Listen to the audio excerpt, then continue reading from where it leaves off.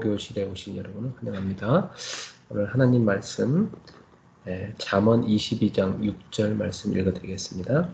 마땅히 행할 길을 아이에게 가르치라. 그리하면 늙어도 그것을 떠나지 아니하리라. 아멘. 오늘부터는 성경적인 훈계에 대해서 말씀 나누겠습니다.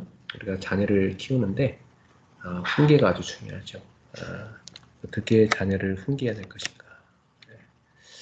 사랑은요, 무조건 아이한테 잘해주는 것만이 사랑은 아닙니다.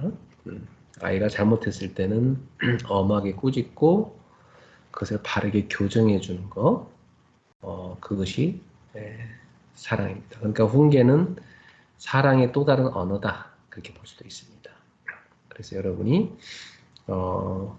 아이를 하나님의 말씀을 가지고 잘 훈계를 할 수 있어야 됩니다. 옛날에 어떤 큰 도둑놈이 있었는데요. 감옥에 갇혔어요. 어머니가 이제 면회를 가니까 그 도둑놈이 감옥에서 어머니한테 막 눈물로 원망을 하는 겁니다. 왜 내가 친구네 집에 있는 물건 훔쳐왔을 때 엄마가 나를 나무라지 않았냐. 왜 내가 우리 친척 집에 갔을 때 뭐 가져온 거에 대해서 훔쳐온 거에 대해서 나무라지 않았냐. 내가 왜 남의 돈을 훔쳐왔을 때 어머니는 나를 야단치지 않았냐. 내가 어디 가게 가서 물건 훔쳐오면 왜 나를 야단치지 않았냐. 그때 어머니가 좀 따끔하게 나를 야단만 쳤어도 내가 오늘 이렇게 큰 도둑놈이 되지 않을 텐데 하면서 그 어머니를 원망하는 것입니다. 그렇습니다. 그 어머니가 어릴 적에 그 자녀에게 마땅히 행할 길을 가르치기만 했어도 그 아이는 바른 길을 걸어갔겠죠. 네. 여러분 화초를 키우다 보면요, 화초가 이렇게 부러졌을 때 그냥 놔두면 평생 그냥 부러져 있습니다. 부러져서 그냥 갑니다. 그걸 바르게 이렇게 세워주면 올곧게 자랍니다. 받침대를 해서 이렇게 바르게 세워주면 처음 어릴 때 부모가 어떻게 가르쳤냐 평생 가는 거죠. 그래서 오늘부터 여러분이 성경적인 훈계를 잘 하셔야 되겠는데요. 뭐 그 이전에 우리가 먼저 좀 알아야 될 것 몇 가지가 있어요. 오늘 그걸 좀 나눠볼게요.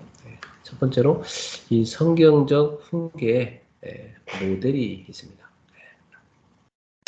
우리가 보통 이제 살고 있는 이 민주주의 사회에서는 인간의 본성을 선하다고 보잖아요. 그러다 보니까 자녀를 민주주의로 키우라고 권장을 하죠. 그래서 부모나 이 지도자의 권위도 부정적으로 보는 경향이 참 많아요. 다 자유를 존중해줘라. 요즘에 특히 뭐 아이의 인권을 존중하라 해가지고 뭐 학교에서 선생님이 아이한테 야단치는 것도 힘든 시대가 됐죠. 그러다 보니까 뭐 아이가 잘못하는데도 선생님들이 아이를 바로잡을 수 있는 방법이 없대요. 그런데다 또 집에서 부모는 아이를 바르게 키우는 것도 아니에요. 그냥 맨날 뭐 돈으로만 키우니까 애들을 버릇은 버릇대로 없고 그러면 인간이 안 되는 거예요, 완전.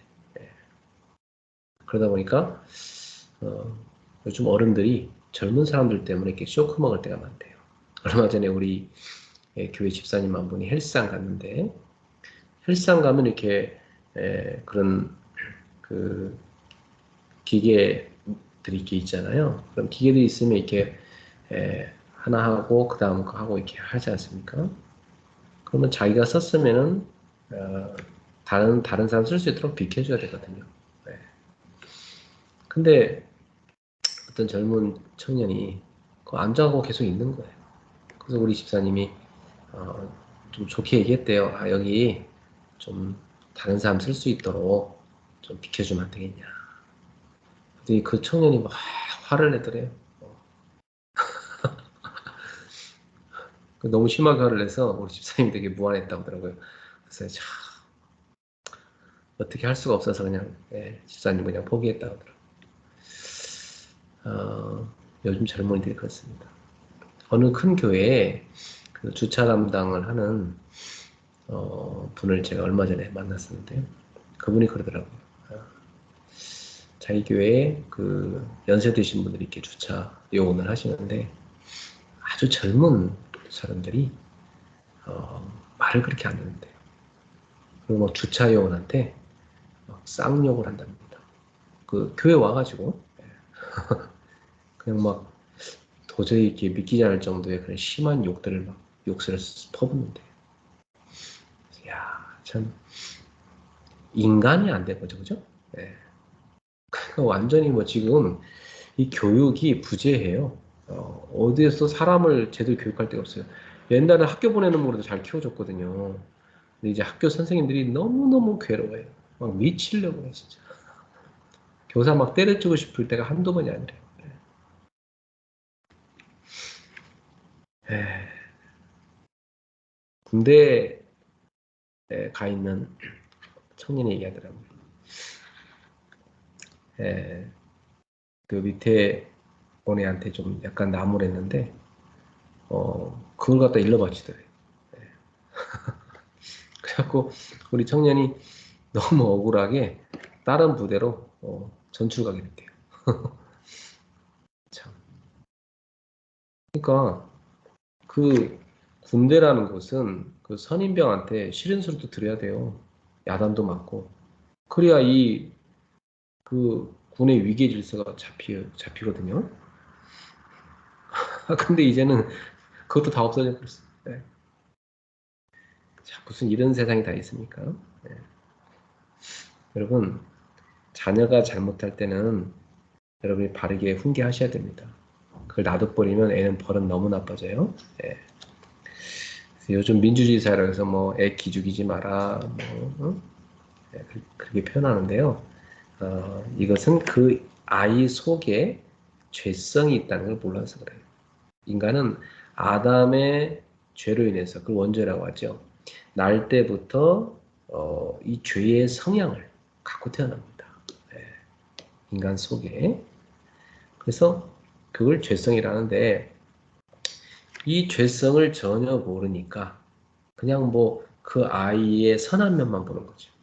그 뒤에 숨겨 있는 죄성을 못 보니까 그냥 뭐 자유롭게 해줘라.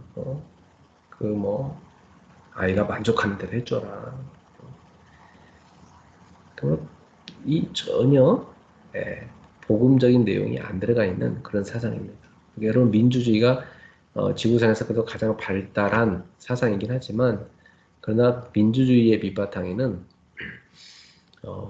인간은 선하다는 그게 들어가 있어요. 근데 성경은 뭐라냐면 원래 하나님 창조한 인간은 선했지만 타락 이후의 인간은 악하다는 것입니다.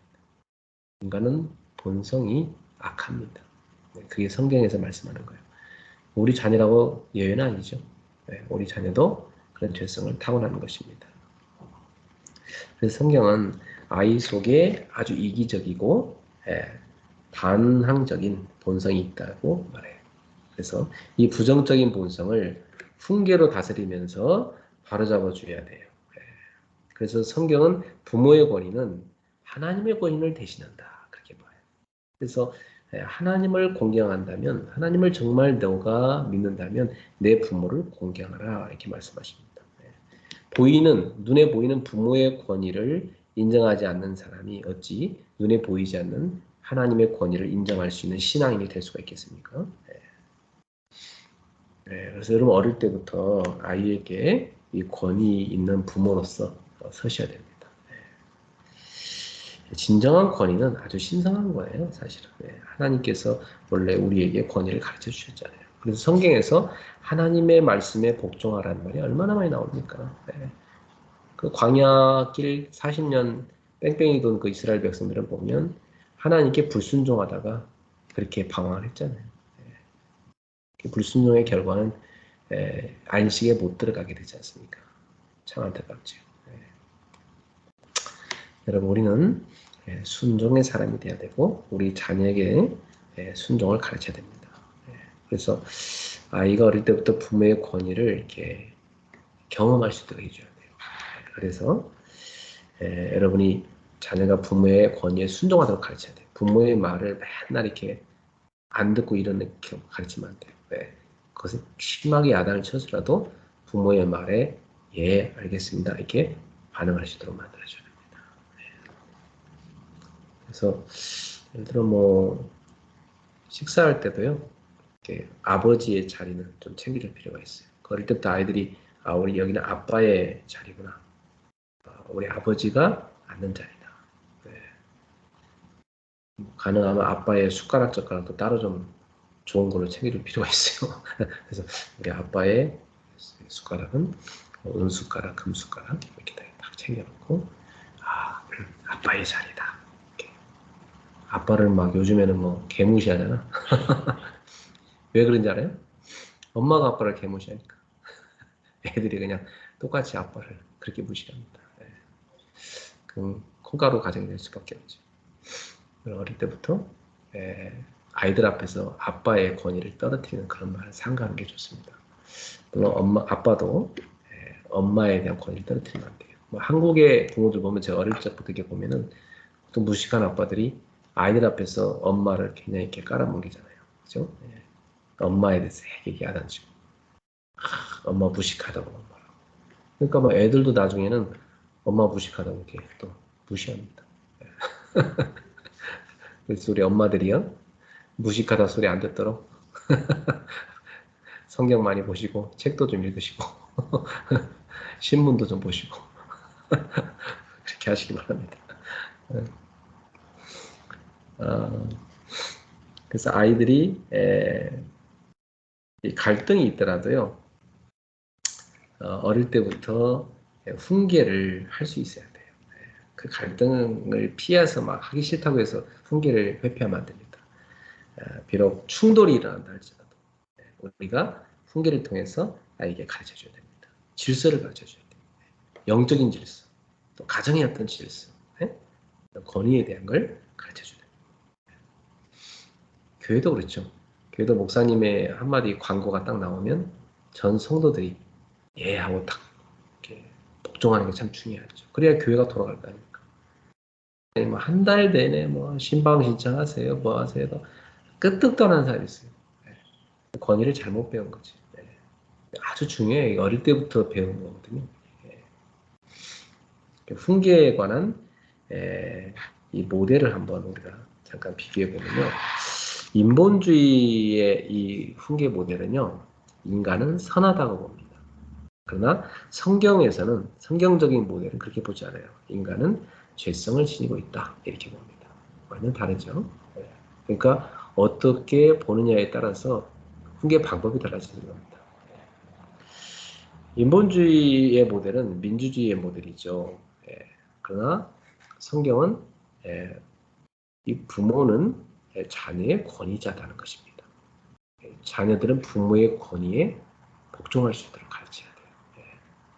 부모의 권위를 애들이 존경할 수 있도록, 존중할 수 있도록 그렇게 만들어야 됩니다. 요즘에는 아이가 귀하다 보니까, 애를 많이 안 낳다 보니까, 집안에 그냥 애 하나 낳으면은 그 애가 완전히 뭐 할아버지 상투까지 잡아 흔드는 그런 시대가 온 거지. 뭐 애들이 버릇은 없을 때도 없고 막 마냥 지만 예뻐하니까 너무 버릇없는 애로 자랄 수가 있습니다. 그건 아이한테 손해죠. 따끔하게 혼내켜야 됩니다. 권위는 어떤 것입니까? 인본주의의 모델에서는 권위는 나쁘다고 가르쳐요. 그래서 권위를 되게 싫어하죠. 이 민주주의에서는 인본주의 이런 모델 쪽에서는 근데 아름다운 권위는 신성한 것입니다. 성경적인 모델은요, 아름다운 권위는 신성하고 필요하다. 물론 뭐 너무 부당한 권위는 성경에서도 인정하지 않죠. 그러나 아름다운 권위는 좋은 겁니다. 그리고 인본주의의 모델에서는 자녀에게 자유를 줍니다. 자유 필요하죠. 그러나 이 성경적인 모델에서는요, 제한과 질서와 순종을 가르쳐야 합니다. 마냥 자유가 아니라 이 테두리 안에서의 자유입니다. 제한된 범위 내에서 자유입니다. 그리고 질서를 지키는 선에서의 자유입니다.